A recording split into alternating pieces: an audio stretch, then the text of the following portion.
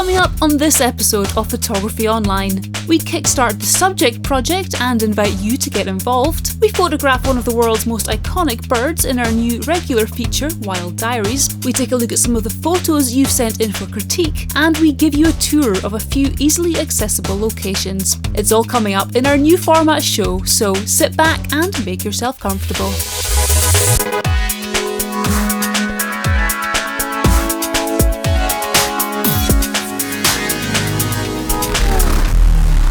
Welcome to part 1 of our January episode of Photography Online. I'll be telling you what you can expect from part 2 a little bit later on in the show, but first, let's get right into the action with one of our brand new features for 2021, the Subject Project. This is where we take a look at a popular photography subject, talk you through the process of how to shoot it, and then invite you to give it a go and send us your results. We've got a long list of subjects to include over the coming months, but what better place to start than with that landscape classic, the lone tree.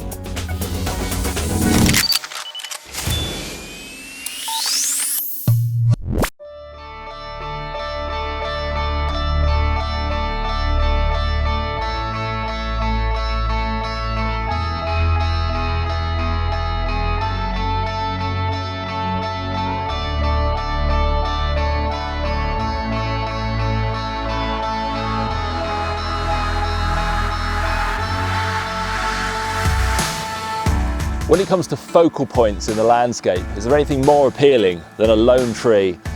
When they work well, there's nothing better to act as an anchor point for the eye to settle on, but it's not as easy as just plonking it onto the rule of thirds. The first thing we need to do is find a suitable tree. Not only does this mean a tree on its own, but one which has an attractive form to it. There are no rules here, except to say that when you see one, it will be obvious. I first discovered this tree when I was driving along the road over there. And although I couldn't stop that time because I was on my way to the airport, I made a mental note to return here another time and explore the area for further potential. The most important aspect of maximising the potential impact of a lone tree is getting your viewpoint right. By viewpoint, I mean the exact position of the camera when the photo is taken. Changes to the viewpoint will make a huge difference to the end result. This is something which cannot be changed at the post-processing stage, which is why it's so important to get it right before you press the shutter button. The first thing we need to do is work out which angle our tree works best from. Now, some trees will afford you the luxury of being able to walk all the way around them 360 degrees, whereas other trees will limit you to just a few degrees. If your tree is in the foreground, then as you move around it, two things will change.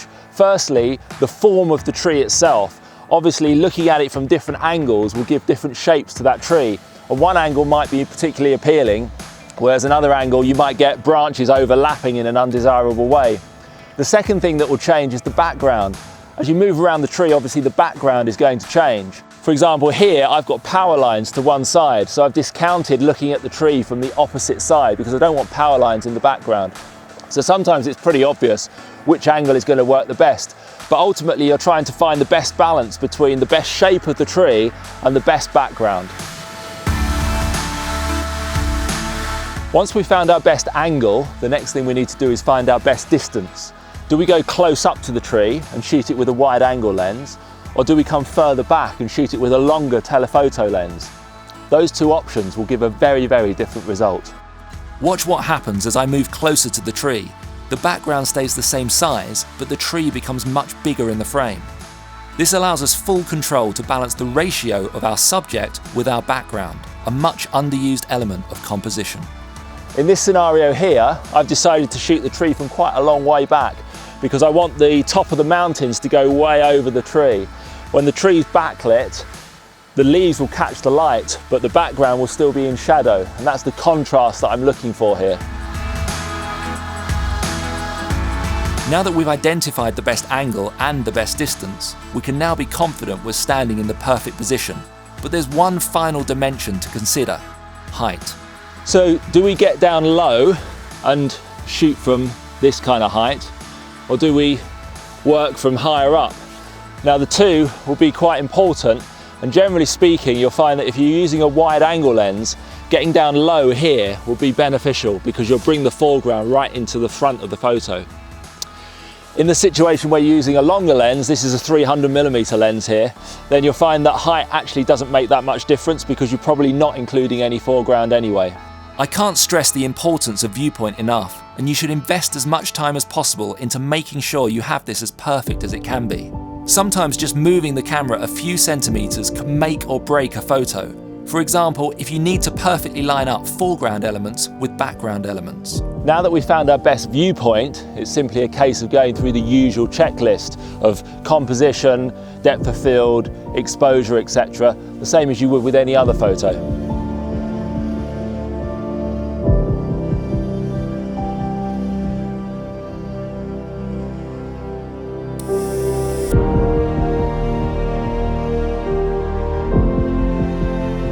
One thing we need to pay attention to is whether the tree itself is moving.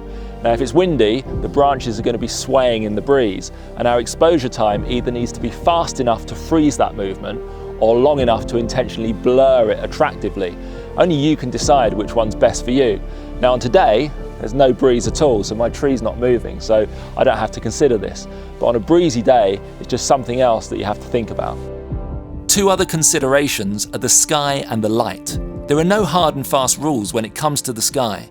You may want a totally clear sky if your tree is large in the frame and protrudes above the horizon. But if you have large areas of empty sky, then you'll probably want some texture in the form of clouds.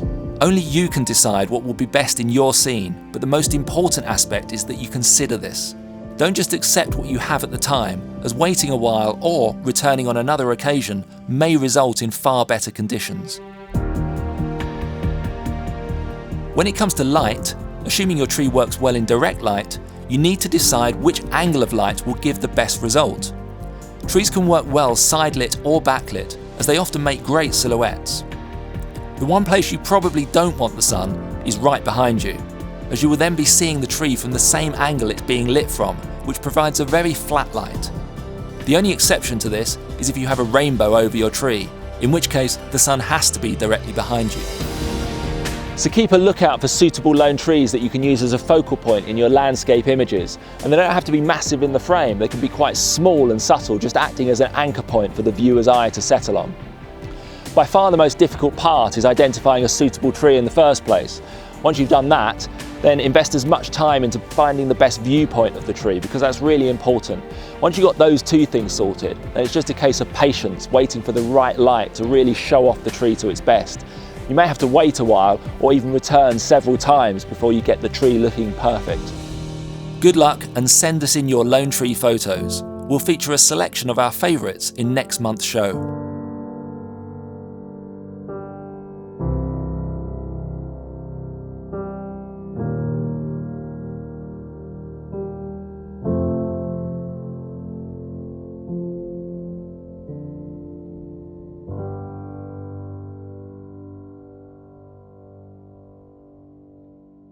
Winter can be a great season to shoot lone trees, but they do work all year round, so there's no excuse not to get out and give this a go. Do let us know how you get on, and as Marcus just explained, send us your results and we'll show our favourites on next month's show. Details of how to send them in are in the links section down below. Now, before I go any further, I really wanted to say a huge thank you to everybody that has become a Photography Online supporter recently. In last month's show, we gave you a brief look behind the scenes so that you could see what's involved in the making of the shows, and many of you have welcomed that opportunity to support us as we strive to improve our content going forward. So thank you so much. It really makes a huge difference to us. If you enjoy and appreciate the work that we do here and want to find out about becoming a Photography Online supporter, simply click the join button, which will be down here somewhere. If you're watching on a computer, that is, or if you're watching on another device, you can simply go to the relevant link in the video description. All right, well, it's time for another new feature for 2021, Wild Diaries. This is going to be a monthly segment all about how to photograph wildlife both in your local area and further afield as well. We'll be covering 2 primary locations within the UK, but we'll occasionally be venturing to other areas as well in order to bring you special episodes. We've got a long list of subjects and thought we'd start with one of the more ambitious among them, the golden eagle.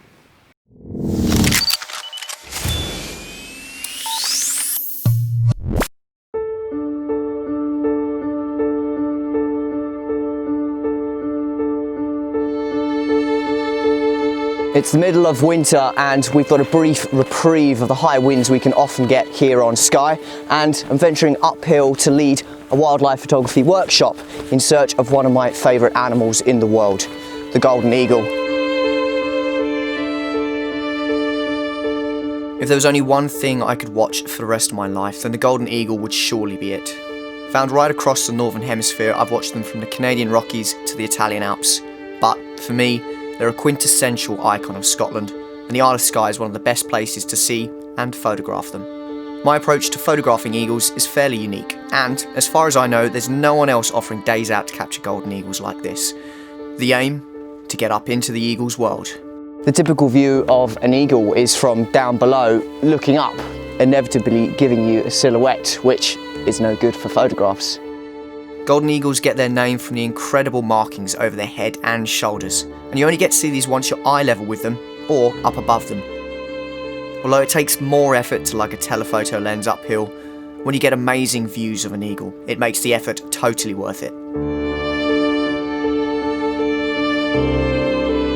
So it must be along those rocks somewhere just there that I would expect to see one flying around.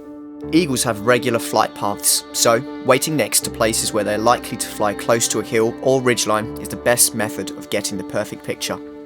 On this occasion, it wasn't long before we saw a pair off in the distance. See the edge of the rock? From the sheep, yeah. Go directly left from the sheep until you hit the edge of the ridge, and it's basically sitting there on a mound of grass. But if I bring it up on the back of the screen here, we can both look at it. One is there. See it? Oh, yes. And the other, there's the other one, it's just taken off.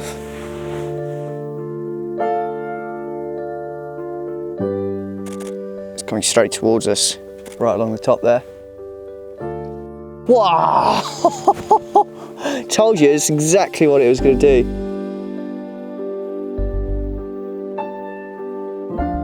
Oh, the other one's taken off now, going towards the sheep. Oh, no, it's landed again. It's unbelievable, it's looking straight at us. Just keep an eye on that, because that might, if it flies, that will come straight towards us, and you will actually get you'll be able to get a shot there. You see it's doing this, it's like drooping its wings, and that's called mantling, and it's protecting a kill. Look, it's pecking something. A rabbit or something. It must have something. You want to see with the binoculars.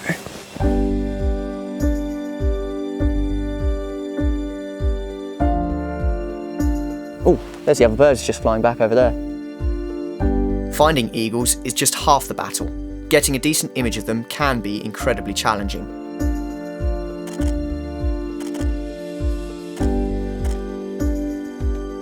It's a nice shot with it, with the Hebrides in the background there. That's beautiful.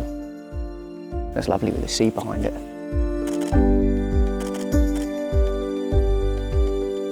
Don't know where to look. Look, one there and one there.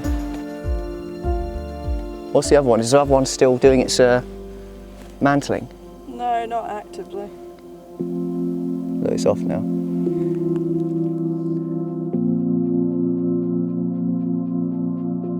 Trying to keep up with the fast eagle. Even in level flapping flight like that, they can reach 120 miles an hour. So, and if they get a glide going, and if he gets the wind behind him, which he will get it behind him in a second, yeah, it'll be plus 150 miles an hour in the glide. And then if they decide to stoop, that's why they're the second fastest bird in the world.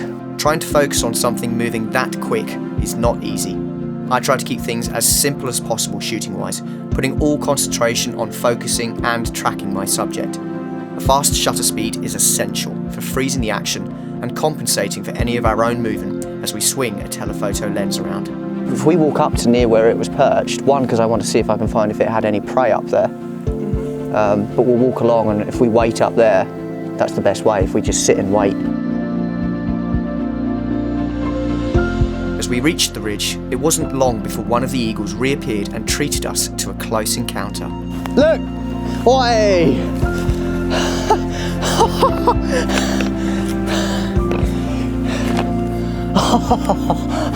Bloody hell. Well, you can't want closer than that.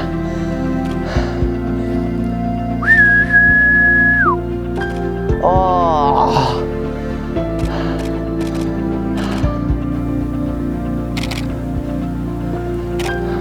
Oh, look at it just hanging in the air. Oh. Oh. Not bothered in the slightest. So it doesn't really matter what shooting mode we're in, to be honest, whether it's automatic or manual or aperture priority. All we're concerned about is getting a sharp image. We can deal with any small exposure problem. If it's slightly too dark or slightly too bright, we can fix that, but we need a sharp shot. So we want a nice fast shutter speed, and we've already set that, I think, so we're on 2,000th of a second. We also want to make sure we've got a nice selection of autofocus points. So if you're confident, select just one point, but to give yourself a better chance, I would select maybe a grouping of 9 in the middle, and that's easier if the eagle is slightly further away. Wildlife can never be guaranteed, and this is one of the appeals of photographing animals. The unknown, the jeopardy, the tension. Over the coming months on Wild Diaries, we'll be taking you along on a number of different adventures, keeping you up to date with ongoing stories as we follow various species across the seasons. Next month, I'll be going in search of a local otter family to see how they're getting on. Now, of course, we don't all have golden eagles and otters accessible on our doorstep, and with this in mind, we'll be looking at what might be more achievable in your local area. My colleague James McCormick is known for his ambitious shots of birds and wildlife, which he finds in his local area, so he'll be making regular appearances to keep us up to date with what he's up to. Let's find out what we can expect from him. Thanks, Harry, and welcome viewer, welcome all down here to Devon and Cornwall and to my new local patch. Now, I'm actually yet to set foot in this 2 acres or so of old abandoned scrubland that lies all around me here, but it seems to have so much potential. It seems to be a complete oasis for nature. Now, there are unlikely to be eagles down here, and big game is almost certainly off the agenda, but there will be plenty of other things to keep me occupied and distract me from that pesky day-to-day paperwork, of that I am sure. Now, everybody has something that's local to them, be it a park, yard, nature reserve, patch of scrub such as this, and with some patience, perseverance, and most importantly of all, observation, it's amazing what can be found and easily and readily enjoyed, and that is the essence of a local patch. This is all really exciting for me, so I'm off to have a good poke about and see what's what, and maybe even take a picture or two.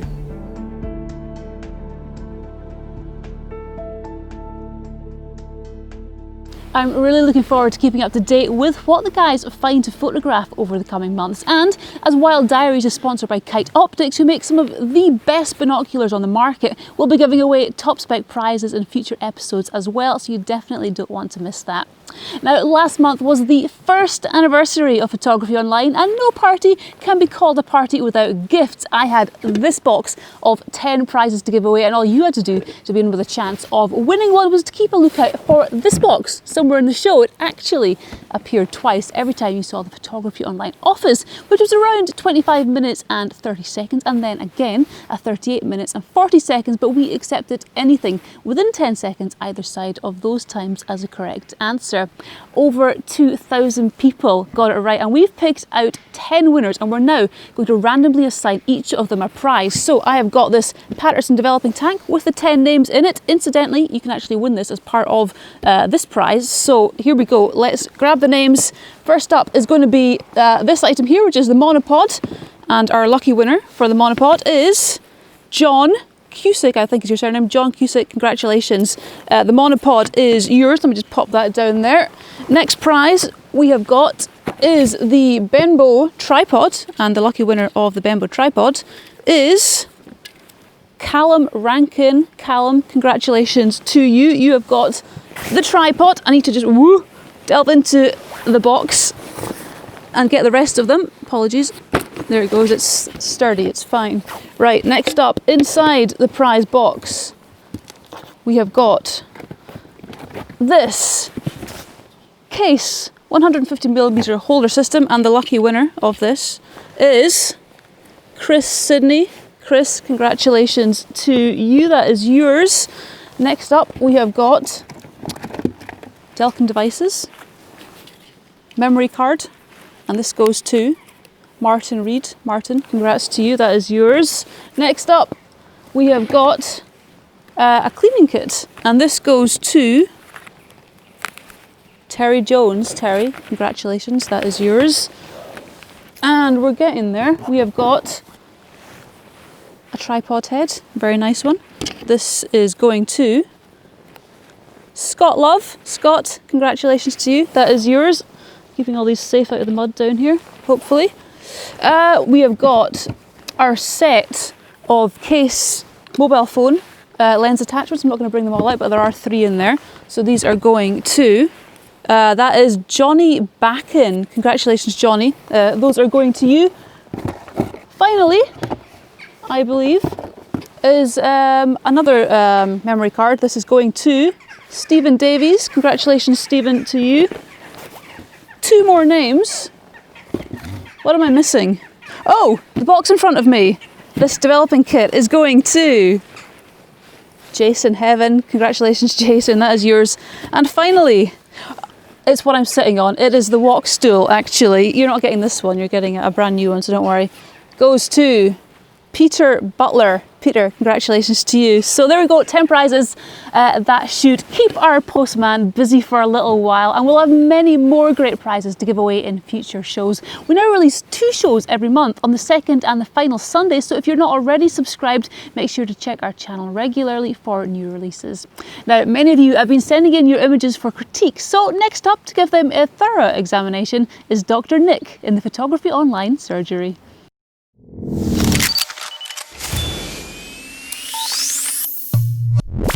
I've got a full waiting room, so let's bring Frank Goodall into the examination room.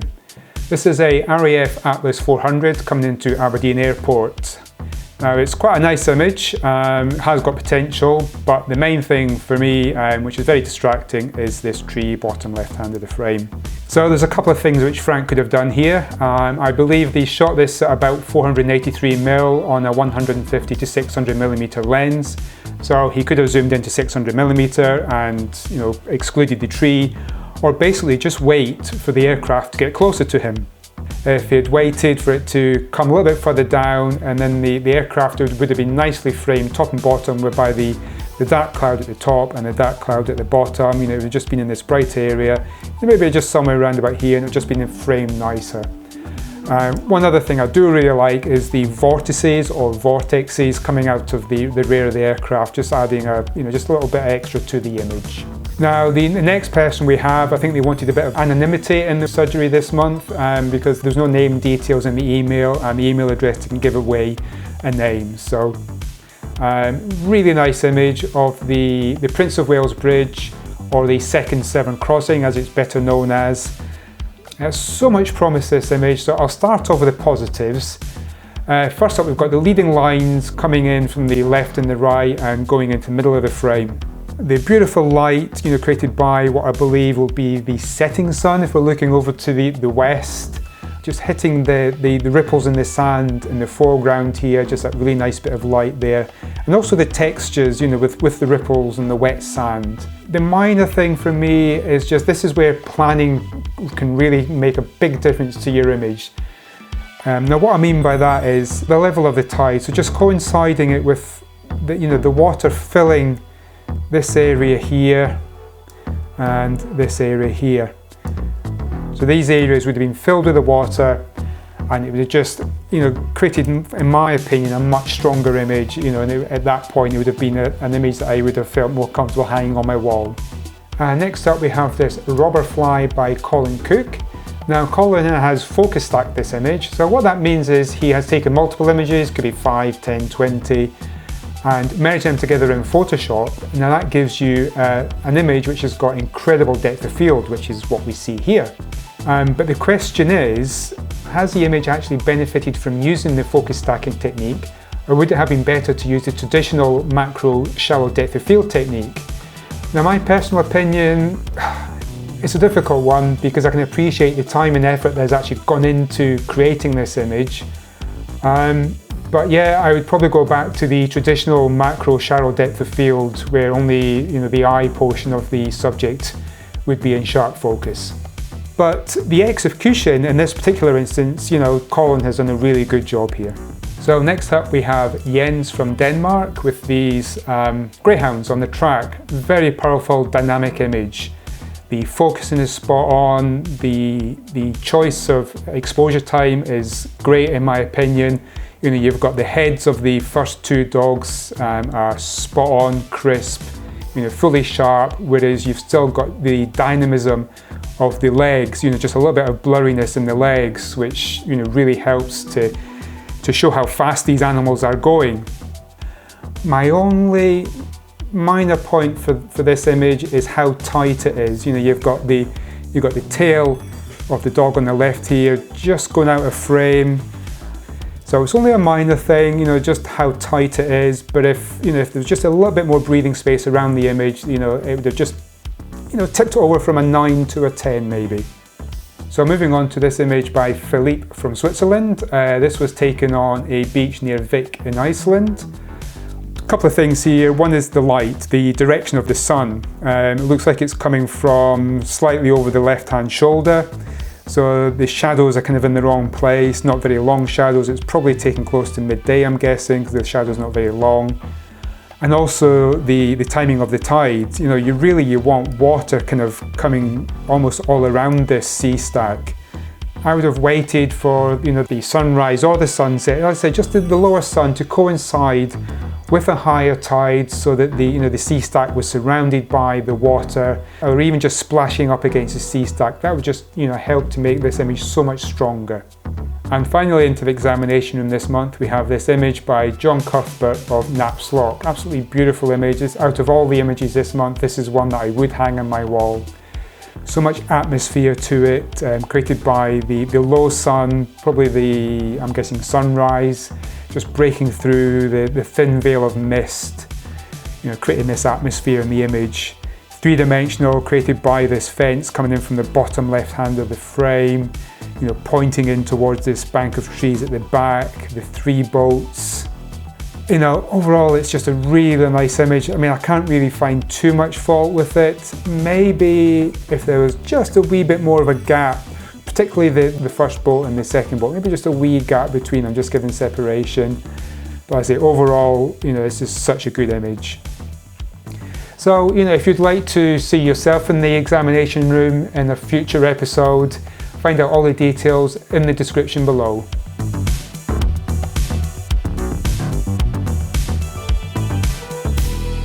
Thanks, Nick. Now, in a couple of months' time, we're going to be dedicating a whole month to panoramic photography. We'll be looking at how to find suitable subjects, how to compose in the letterbox format, how you can go about taking panoramic shots, as well as looking at some of the iconic panoramic cameras and looking to the future of the format as well. As part of these special episodes, we'll be conducting a panoramic surgery. So if you have any panoramic images, and by that I mean around 3 times wider than they are tall, then send them in for admission. There's a link in the description below with details on how to do this. And if you don't have any panoramic photos but want to give it a go, then make sure that you watch our dedicated shows coming up, as we'll talk you through the entire process. Now, all throughout last year, we counted down the top 10 views here on the Isle of Skye, which is where Photography Online is based. All these features are now available to watch in a single show, which you'll find on our channel. Many of the locations that we featured were quite demanding to get to, and some of you did comment that we should do a feature on locations which are more easily accessible. And so, to prove that we do listen to what you have to say, here's Marcus to do exactly that.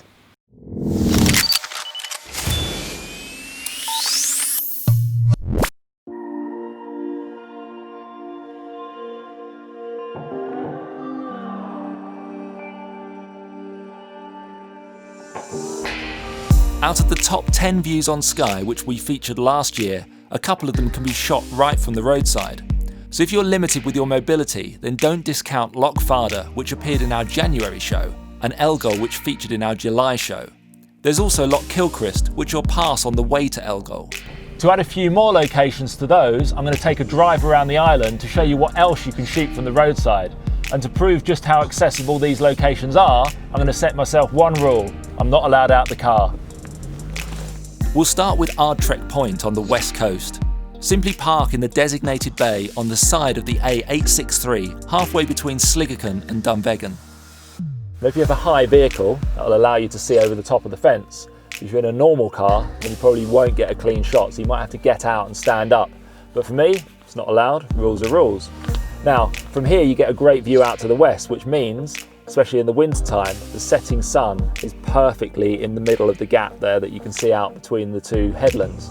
But even in the summer, if you arrive about 4 or 5 o'clock in the afternoon, even though the sun's really high, you get a beautiful shimmer on the water. And this works really well, especially if you've got a focal point such as a yacht to put in the scene.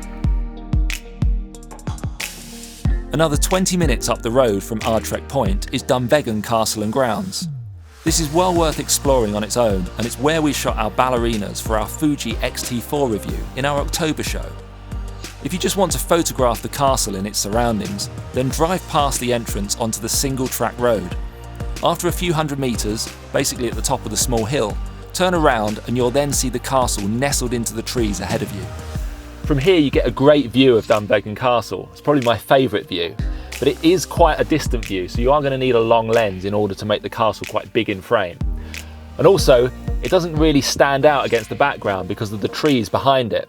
But one way to solve that problem is to wait until the end of the day, probably after about 4 o'clock, especially in the summer, and then the sun will illuminate the castle perfectly and just help it stand out from the background.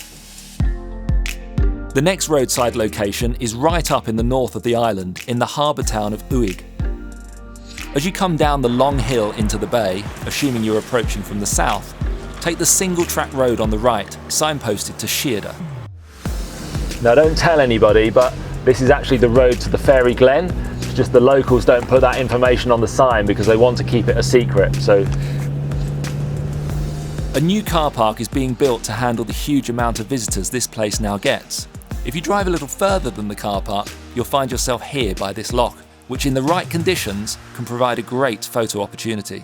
So you really want to get here, ideally, when there's no wind and you get a nice reflection on the water of Castle Ewan, which is the big rock in the background there. It's not actually a castle, it's just called Castle Ewan because it looks like a castle ruin.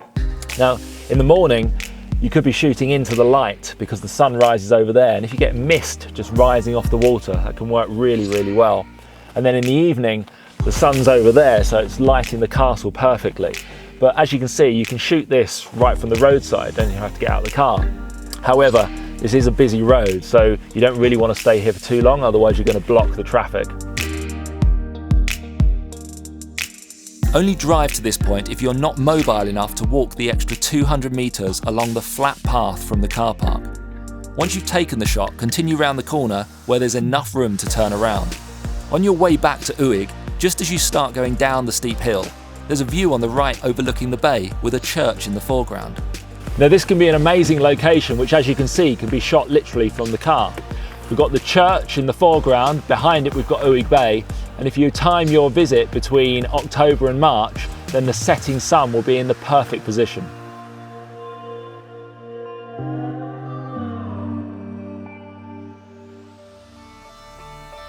The next roadside view is probably one of the best known, so we're not about to unveil any secrets here.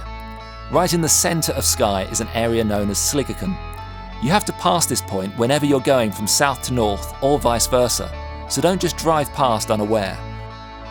The attraction in this area is pretty obvious as it's the main gateway into the mountains. Now most photographers will stand on the new bridge and take a picture of the old bridge in the foreground with the mountains in the background. I can't do that today because it would mean leaving the car. If you're unable to leave the car, then you can park in this car park here and you get a great view of the mountains.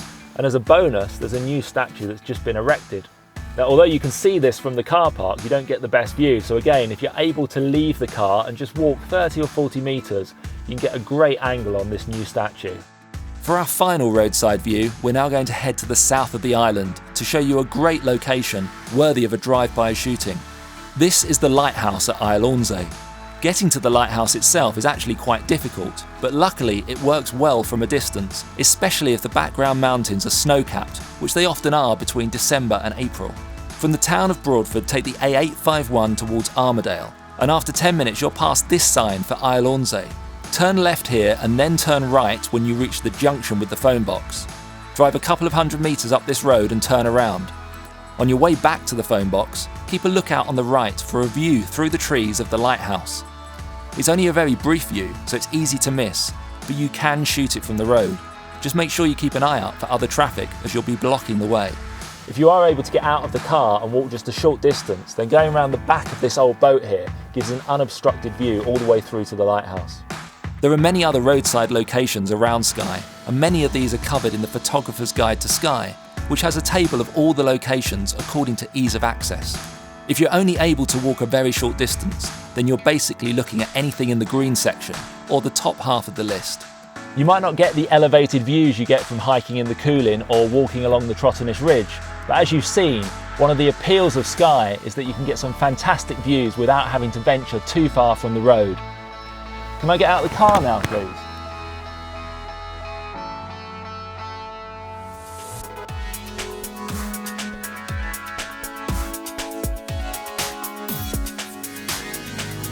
So I do hope that was useful to you if you're limited with your mobility but still want to take some amazing landscape shots on Skye. In future episodes we'll be exploring locations from all over the world, so that's just another reason to subscribe to our channel so that you never miss an episode.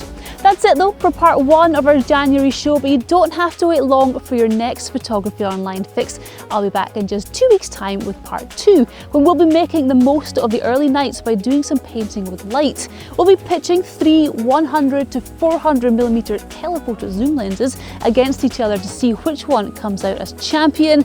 Plus we'll be taking to the skies with our introduction to drone photography, where we'll be explaining the new regulations. There's all that plus much more, so I hope that you can join me. Until then, take good care, but most of all, take good photos.